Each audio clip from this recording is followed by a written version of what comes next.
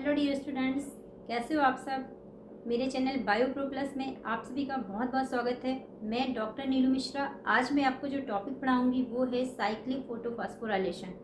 Students, ये photosynthesis का topic है। जैसा कि आप सभी जानते हैं कि मैं पिछले कई टर्न से आपको फोटोसिंथेसिस पढ़ा रही हूँ। तो मैंने लास्ट टर्न पे लाइट रिएक्शन में जो नॉन साइक्लिक फोटोफॉस्फोराइलेशन रहता है वो आपको पढ़ाया था। आज मैं पढ़ाऊंगी साइक्लिक फोटोफॉस्फोराइलेशन।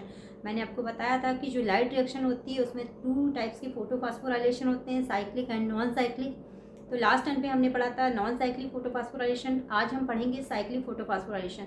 तो स्टूडेंट्स, टॉपिक को शुरू करने से पहले प्लीज़ मेरे चैनल को लाइक, सब्सक्राइब और शेयर कर दीजिएगा। ये मेरी रिक्वेस्ट है आप सभी से। और अगर आप मेरे चैनल पे नए हैं तो श्योर पक्का आप इसे सब्सक्राइब कर दीजिएगा, ज़्यादा से ज़्यादा लोगों को फॉरवर्ड कर दीजिएगा। और आप मुझे इंस्टाग्राम पे भी फॉलो कर सकते हैं, जिसका लिंक मेरे यूट्यूब के डिस्क्रिप्शन बॉक्स में दिया हुआ है। अगर आपकी कोई क्वेरी हो तो आप मुझे कमेंट पे लिख सकते हैं या मुझे मेल भी कर सकते हैं, जिसका डिटेल भी मैंने अपने यूट्यूब के डिस्क्रिप्शन बॉक्स में दिया हुआ है। तो चलिए टॉपिक को शुरू करते हैं। Cyclic photophosphorylation. फोटोफॉस्फोराइलेशन, जैसा कि मैंने आपको पहले ही बताया था, फोटोफॉस्फोराइलेशन क्या होता है। Formation of phosphorus containing compound that is ATP in the presence of light is called photophosphorylation. अब क्या होता है, जो साइक्लिक और नॉन साइक्लिक में आपने देखा था 2 रिएक्शन सेंटर इन्वॉल्व होते हैं, P680 एंड P700। जबकि जो साइक्लिक है उसमें सिर्फ एक ही रिएक्शन सेंटर या फोटो सिस्टम जिसको आप बोलते हैं इन्वॉल्व होगा, वो क्या है, P700।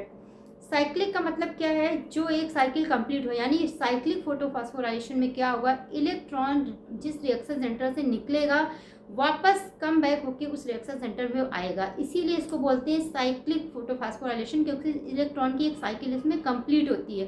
तो चलिए पढ़ते हैं क्या है साइक्लिक फोटोफॉस्फोराइलेशन में। पहली बात तो जो रिएक्शन सेंटर होता है वो होता है P700, जिसको हम बोलते हैं रिएक्शन सेंटर या फोटो सिस्टम 1। PS का मतलब होता है स्टूडेंट फोटो सिस्टम 1।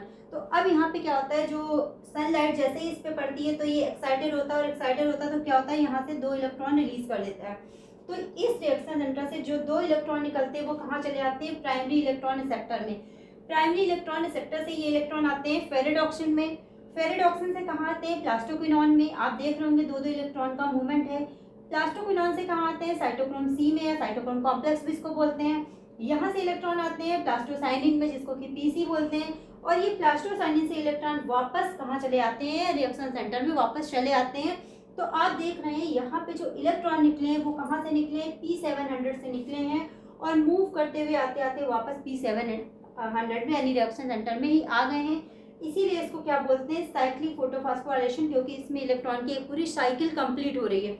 उसके बाद एक चीज और होती है, जब इलेक्ट्रॉन फेरिडॉक्सिन से प्लास्टोक्विनोन में जाते हैं उस टाइम क्या होता है, यहाँ पे फास्फोराइलेशन होता है। यानी कि क्या होता है, एडीपी से एटीपी बनता है, यानी एडीपी में एक फास्फेट जुड़ता है और एटीपी रिलीज होता है। ये यहाँ का क्या है, इंड प्रोडक्ट है।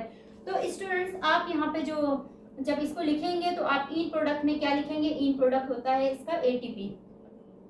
इसी तरह आपको एक डिफरेंस भी तैयार हुआ साइक्लिक और नॉन साइक्लिक फोटोफॉस्फोराइलेशन का। आपने देखा था जो साइक्लिक फोटोफॉस्फोराइलेशन होता है उसमें इन प्रोडक्ट क्या होता है, एटीपी होता है, NADPH होता है, और क्या होता है, ऑक्सीजन होता है। क्योंकि नॉन साइक्लिक में फोटोलिसिस ऑफ वाटर हो रही थी, जबकि जो साइक्लिक फोटोफॉस्फोराइलेशन है इसमें फोटोलिसिस ऑफ वाटर नहीं हुआ है। क्योंकि फोटोलिसिस नहीं हो रही है, इसलिए इसमें क्या होता है, जो ऑक्सीजन है वो रिलीज नहीं हो रही है, और NADPH भी नहीं बन रहा है। इसमें सिर्फ क्या हो रहा है, एटीपी बन रहा है। तो ये जो स्टूडेंट्स, जो साइक्लिक फोटोफॉस्फोराइलेशन है ये नॉन साइक्लिक से थोड़ा ज़्यादा इजी है, बहुत ही छोटी साइकिल है। आप इसको ऐसे ही देख के पढ़ सकते हैं, इसमें कुछ भी कॉम्प्लिकेटेड नहीं है।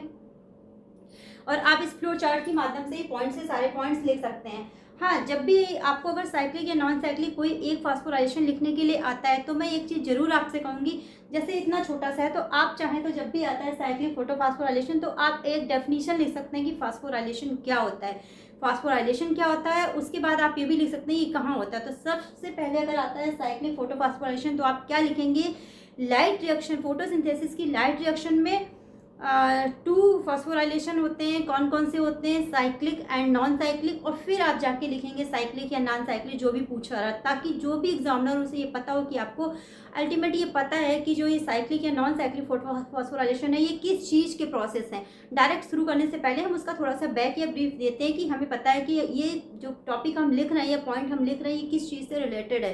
तो स्टूडेंट्स, आई होप आपको आज का भी टॉपिक समझ में आया होगा। और मेरी फिर से आपसे रिक्वेस्ट है, अगर आपको टॉपिक अच्छे लग रहे हैं तो प्लीज़ मुझे ज़्यादा से ज़्यादा सब्सक्राइब करिए और ज़्यादा से ज़्यादा कमेंट करिए। Thank you.